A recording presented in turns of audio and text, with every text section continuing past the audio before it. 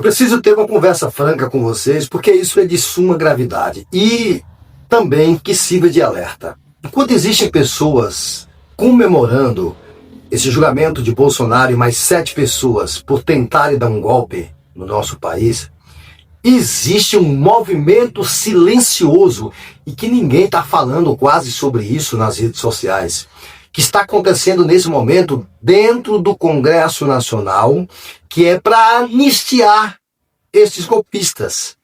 Inclusive isso foi noticiado, foi inclusive afirmado pelo deputado Lindenberg, mas que ninguém está dando moral.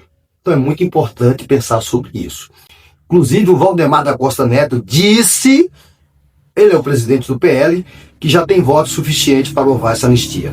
Então, gente, vocês percebem o que está acontecendo? É uma afronta às instituições brasileiras.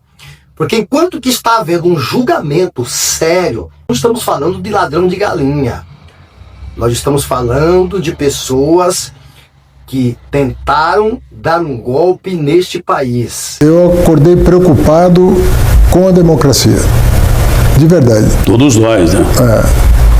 Porque vê só, Datena, eu comecei minha vida política com um intervalo longo depois que eu fui fazer carreira acadêmica. Quando você vê um governador do estado de São Paulo, né, dizer que não confia nas instituições, não confia na justiça, que tem que perdoar quem tentou um golpe de Estado. Quando você vê uma mobilização de partidos ultraconservadores no Congresso, você fica preocupado. Quer dizer, a impressão que dá é de que essa tentativa de golpe está absolutamente bem documentada, com testemunhas, com documentos, com delações, com confissões. Uma parte da população entende que aquilo foi legítimo. Tentaram implantar.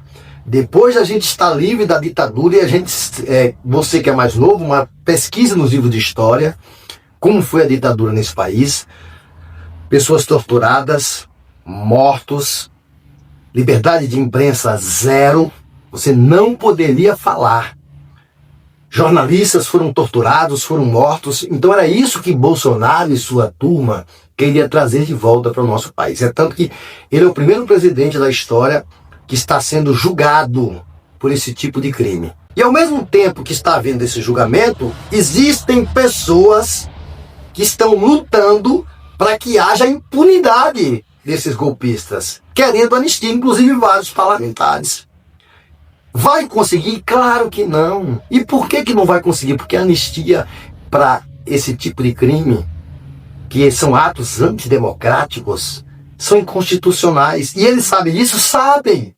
O Tarcísio, que também está formando aliados para tentar agradar o bolsonarismo, para tentar agradar o Bolsonaro e que tem essa anistia, ele sabe que isso é legal? Sabe. E por que está fazendo? Porque quer agradar gado.